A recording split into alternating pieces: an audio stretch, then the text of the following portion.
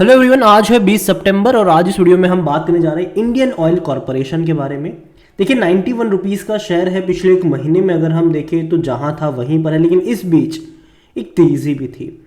95 पे गया लेकिन वापस करेक्शन देखने को मिल गया यहाँ पर। और देखो अभी का जो सिनारियो है उसमें अगर आप देखोगे तो जो ऑयल मार्केटिंग कंपनी है, चाहे वो इंडियन ऑयल हो, बीपीसीएल हो, एक महीने में अगर देखोगे तो ये भी जहां था वहीं पर है। एचपीसीएल भी अगर आप देख लो तो पिछले एक महीने में ये भी जहां था वहीं पर है। जबकि बाजार में अच्छी खासी तेजी तो हमें देखने को मिली ज़रूर है, लेकिन यहाँ पर नहीं है। लेकिन ये वो कंपनियां हैं जो भारी भरकम डिविडेंड पे आउट करती है। अगर आपकी बाइंग प्राइस सस्ते लेवल पर हो तो डिविडेंड से अच्छा खासा पैसा यहाँ पर बनता ज़रूर है हर साल। बातचीत करेंगे उसके बारे में, लेकिन उससे पहले अगर आपने अभी तक चैनल को सब्सक्राइब नहीं किया है तो प्लीज़ अभी इसे सब्सक्राइब कर लीजिए, क्योंकि आगे भी बहुत सारे वीडियोस हैं जो आपको काफ़ी ज़्यादा हेल्प करेंगे। तो देखिए 91 रुपीज़ का शेयर है, एक महीने में जहाँ था वहीं, लेकिन एक साल की अगर हम बात करें तो 34% का ग्रोथ है। इस बीच 100 रुपये का लेवल छू कर आया था ये, बाद में करेक्शन बना, 90 से नीचे भी गया, अटेम्प्ट करा, वापस अभी नीचे जा रहा है। और देखो अभी जो है ना, ये जो 6 महीना है, आने वाले जो 6 महीने हैं वो कहीं ना कहीं इन कंपनियों के ऊपर थोड़े से भारी होने वाले हैं। रीज़न ये है कि इलेक्शंस में देखो गवर्नमेंट जो है वो लोगों को ललचाने के लिए पेट्रोल डीजल की जो कीमतें हैं वो कम कर सकती है, और उसका जो बोझ है वो कहीं ना कहीं इन कंपनियों के ऊपर पड़ता नजर आएगा। लेकिन ये टेम्पररी होगा, अगेन मैं कह दूं ये टेम्पररी होगा। उसके बाद अच्छी खासी रफ्तार भी हमें देखने को मिलेगी। जैसे कि अगर आप देखो इससे पहले भी जब इन्होंने क्वार्टरली रिजल्ट्स में लॉस किए थे तो ये काफ़ी बड़ा करेक्शन दिखाया था इसने, लेकिन उसके बाद बेहतरीन तेज़ी पकड़ ली।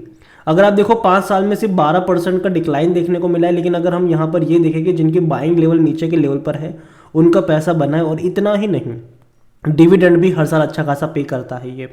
अगर इंडियन ऑयल के बारे में देखें तो वॉल्यूम अच्छे हैं यहाँ पर, 1,80,00,000 से भी ज़्यादा की क्वांटिटी में शेयर ट्रेड होते नजर आ रहे हैं। इतना ही नहीं, इंडियन ऑयल को लेकर अगर बात करी जाए तो according to money control user यहाँ पर 88% लोग कह रहे खरीदारी करो, 12% लोग कह रहे बेचो और भाग जाओ। कंपनी में अगर आप देखोगे तो टारगेट्स है, अच्छे टारगेट्स है, हालांकि ये पुराने हैं। जून महीने के ब्रोकरेजेस के टारगेट थे 110-120 रुपए के आसपास के। अभी लेटेस्ट कोई कमेंट्री नहीं है किसी भी बड़े रिसर्च फर्म की। और जहाँ तक बात करी जाए इस कंपनी में तो रेवेन्यू डेफिनेटली बहुत अच्छा रहा है। अगर आप देखोगे तो 8,40,000 करोड़ से भी ज़्यादा का इनका रेवेन्यू रहा था फाइनेंशियल ईयर 2023 में। अगर हम क्वार्टरली परफॉर्मेंस देखेंगे तो ऑलमोस्ट 2 लाख करोड़ के आसपास का इनका रेवेन्यू है। और प्रॉफिट वाइज अगर हम देखेंगे तो शानदार प्रॉफिट है, 14,000 करोड़ का प्रॉफिट रहा। हालांकि बीच में एक क्वार्टर में लॉस हुआ था, जिसकी वजह ये थी कि भैया डेफिनेटली प्राइसिंग का असर पड़ा था यहाँ पर। और देखो जब भी क्रूड ऑयल की कीमतें बढ़ती हैं इनके ऊपर असर पड़ता ज़रूर है, और ये एक दिक्कत है।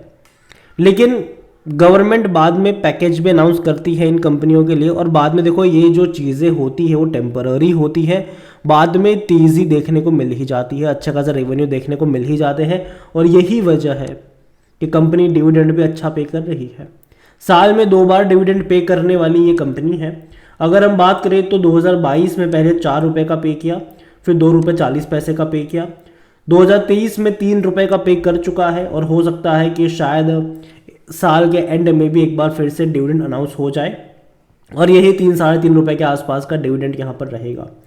अब आप ये सोचो कि कोई कंपनी आपको साल का 6-7 रुपये का डिविडेंड पे कर रही है, और कोविड के टाइम पर तो ये 50-60 रुपये के आसपास भी था, ठीक है।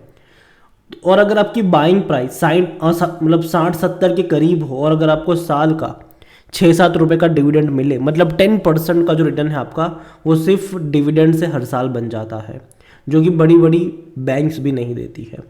हालांकि म्यूचुअल फंड में उससे ज़्यादा का मिलता है, लेकिन वहाँ पे एक रिस्क होता है। लेकिन यहाँ पर एक पॉसिबिलिटीज़ ये भी होती है कि वो डिविडेंड आपके लिए बोनस होता है। शेयर में अगर तेज़ी आ गई तो वो फ़ायदा और यहाँ पर जुड़िए आपका।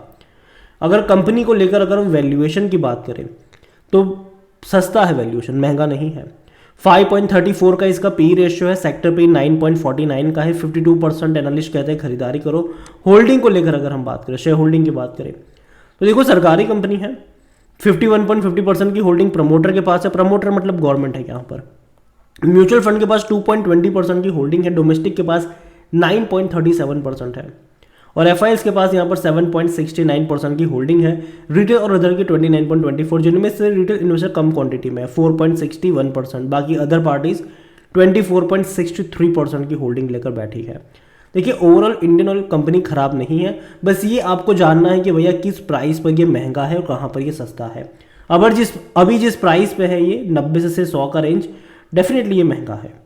लेकिन अगर ये गिर कर आपको 70-80 के करीब में मिलता है तो वहाँ से बाय ऑन डिप्स के मौके मिल सकते हैं और शायद वो आएगा उस रेंज के आसपास, क्योंकि जैसे कि मैंने कहा कि इलेक्शंस नज़दीक आ रहे हैं और उसको ध्यान में रखते हुए कहीं ना कहीं प्राइसिंग कंट्रोल में करी जाएगी, जिसका जो बोझ है वो इन कंपनियों के ऊपर पड़ेगा आने वाले दौर में। और देखो ग्लोबली भी जो सिचुएशन होती है, क्रूड ऑयल की जो प्राइसेस बढ़ती रहती है उसका भी इम्पैक्ट पड़ता है यहाँ पर।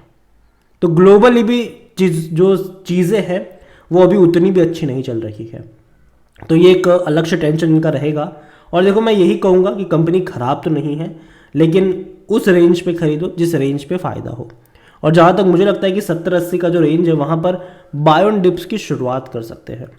मतलब थोड़ी सी क्वांटिटी ऐड करो, फिर उसके बाद हर 10% के डिक्लाइन पर धीरे धीरे ऐड करते चले जाओ लॉन्ग टर्म के लिए। अभी हम बात करें कि यार चलो आने वाले दौर में डीजल पे इतना सारा इन्होंने 10% जीएसटी लगा दिया, पेट्रोल तो चलो ठीक है, लेकिन आने वाला फ्यूचर तो ईवी का है। तो अगेन मैं कह दूं ऐसा नहीं है कि कंपनी सिर्फ इसी सेक्टर में काम कर रही है।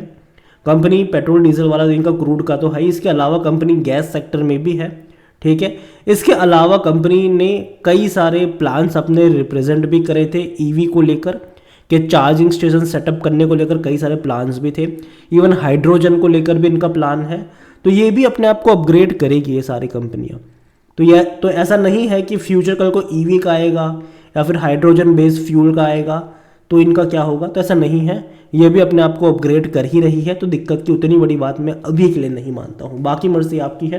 वीडियो को यहीं पे एंड करूँगा। पसंद आया हो तो लाइक करो, शेयर करो। चैनल पर अगर पहली बार हैं तो प्लीज़ सब्सक्राइब करें। और इंडियन ऑयल कॉर्पोरेशन के बारे में आप क्या सोचते हैं वो भी आप मुझे कमेंट में लिख के बता सकते हैं। इसके अलावा अगर आप चाहते हैं कि मैं BPCL और HPCL के ऊपर भी एक डिटेल वीडियो बनाऊँ तो कमेंट में इसका भी नाम लिखिएगा। जितनी ज़्यादा कमेंट आएगी उतना जल्दी वीडियो आएगा। Thank you.